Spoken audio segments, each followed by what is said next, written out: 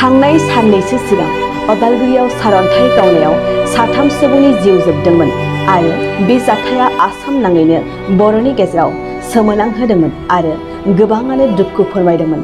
रुंसारि जानाय सुबुंफोरनि सारादुआ जानानै थांबाय आरो सारअन्थाइ गावनायजों रुंसारि जानाय सुबुंफोरनि सारादुनि समाव नखरजों लोगोसे दुखुनि बाहागो लाफाहैयो अदालगुरि जिल्ला बर' थुनलाइ आफादा। बेसे इनाय मानसिनि जिउआ थास'लायनि दै दानो दं दानो गैया, रावबो मिथिया बबे समाव मा जागोन। थिग बिब्दिनो मासबाद जिंगाबिल हालामनि आलायस्रि गामिनि 13 बोसोर बैसोनि रुंसारि मनमति आरो दुलुर बसुमतारी आरो रुंसारि रेखामौनि आइजो बिथांमोन साथामा थांनाय 20 जुननि बेलासि समाव हरखाबै सारअन्थाइ गावनायजों रुंसारि जायो। बिदिनो गावनि धोरोमारि नेमखान्थिजों सारादु खुंनाय समाव अदालगुरि जिल्ला बर' थुनलाइ आफादनि दैदेनगिरि बिथांमोना रुंसारि बिथांमोननि नखराव थांनानै नखरजों लोगोसे दुखुनि बाहागो लाफाहैयो। बे बेलायावहाय जा बड'लेण्ड जिथु बुब्लि बिथांनिसिम आङो रादाब लागिरिनिसिम आं गोसो गोरबोनिफ्राय उदालगुरि जिल्ला बर' थुनलाइ आफादनिफ्राय साबायखर बावग्रोबाय आरो बेवहाय जोंहा उदालगुरि जिल्लानिफ्राय नुजाथि फैनाय हानजा हिसाबै आं बिथांमोननिसिम साबायखर बावगोन। दा बे समाव जा बोसोनगिरि जा नीलकान्त गयारि आदा आरो भजेन चन्द्र बर' आरो लोगोसे जोंहा नेहाथारि बिथर खुंग्रा दैमारि आरो जोंहा लेङाइ आफादगिरि दङ जा सुबुंसा मोसाहारि, बिथां पतेन्द्र कुमार बसुमतारी, आंनि हान्जा गासैनिसिम आं बे समाव आंनि गोरबोनिफ्राय गोजोन हामग्लायनायखौ बावहरग्रोबाय। जों गोबां लामा हान्थिबाय दिनै जोंनि बे ग्रुपखौ आं जोबोद गोजोननाय मोन्दों।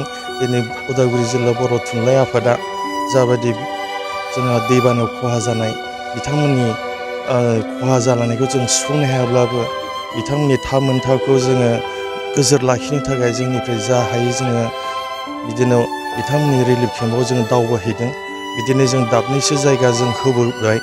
दा गिदिं गिदिं फैनानै दिनै दा बिथां सोंथिगिरि सोंनाय बायदि दाख्लै 20 थारिखआव बे हालामनि जोंहा माजबाद हालामनि जिंगाबिल जिथु बे ओनसोलाव बे ओनसोलनि आलायस्रि गामि होननाय गामियाव हरखाबैनो मोनसे बेलासिनि 30 मिनिटआव जिथु जाथाय जालांनाय सारअन्थाइ गावनाय बेयाव 3 जोंहा रुंसारि जालांदों।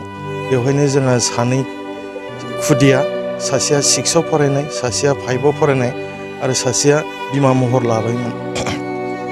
दा बिथांमोननि दिनैनि बे सारादु समाव जोङो जेसेबां हायो गावनि गोरबोनि दुखुखौ बिथांमोनजों समान बानस'नानै जों बे समाव बिथांमोननि न'खराव हान्थिफैदों, नुजाथिफैदों आरो बिथांनि गोरबोजों गोरोबनानै जों दुखुखौ लाफादों।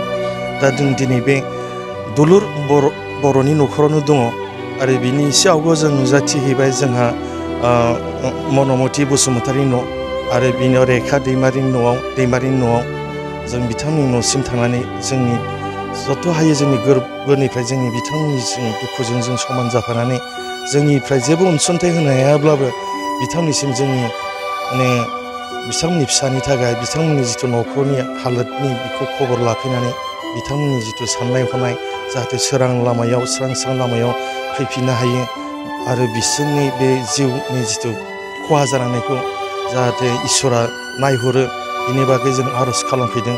बेवहाय जोंहा बोसोनगिरि आदा नीलकान्त गयारियाबो जोंहा बिदिनो गोबां इसोरनि फारसे आर'ज गाबनानै बिदिनो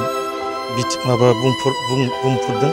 दा बे समावहाय आङो जोबोद गोजोननाय मोन्दों। दिनै बे माजबाद हालामनि जिंगाबिलाव फैनानै बे न'खरथाव फैनानै आंनि गोसो गोरबोनिफ्राय आं गासिबो रायजो राजा जिंगाबिलनि आरो बे जोंहा आलायस्रि गामिनि रायजो राजा आरो दौरि दौसि जोंहा गासिबो बेयावनो ज' जानानै दङ। आं बिथांनिसिम उदालगुरि जिल्ला बर' थुनलाइ आफादनिफ्राय गोसो गोरबोनिफ्राय आङो इसोरनिसिम आर'ज गाबनानै आङो जाहाथे इयुनाव फैबाय थानाय समफ्राव मोजाङै थानो हाथों जोंनि हारिनि मानसिफ्रा, आं बेखौ इसोरनाव आर'ज गाबनानै आं दिनै बड'लेण्ड रादाबनि गेजेरजों आं बेखिनिखौनो फोरमायहरनो सानो। जाहाथे जोंनि सरकारफ्रा आरो जोंनि बिटिआरनि जिथु सरकारफ्रा नायफिनहरो।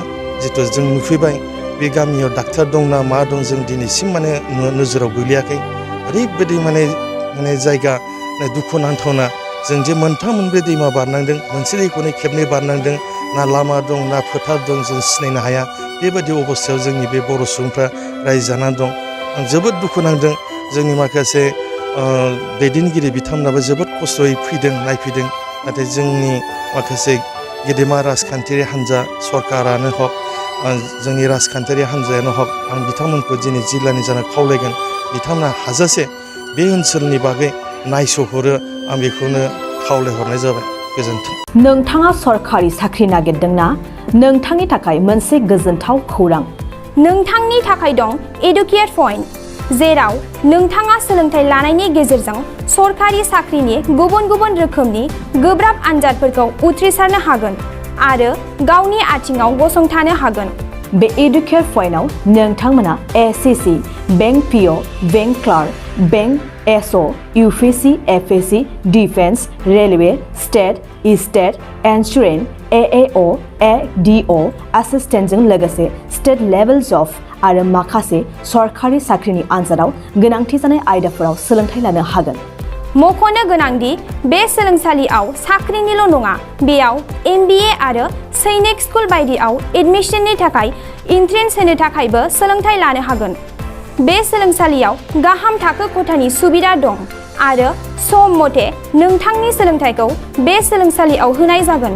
बेखौबो मिथिनांगोन दि बे एडुकेट पइन्टआव सोलोंथाइ लानानै बावैसो 2021-22 इं मायथाइनि एसएससि GDनि आनजादाव गासै 11 सा सोलोंसाफोरा उथ्रिसारनो हादों। बारा नङा, गासै 15,000 रांजोंनो नोंथाङा बे सोलोंसालियाव 6 दानसिम सोलोंथाइखौ लानो हागोन। बे सोलोंसालिया क'क्राझार, बरपेटा रड, गवालपारा आरो बङाइगावआवबो दं। क'क्राझाराव सोलोंथाइ लानो गोसो गुदुं जानाय सुबुंफोरा 70020263133 9101536360 70020263133 9101536360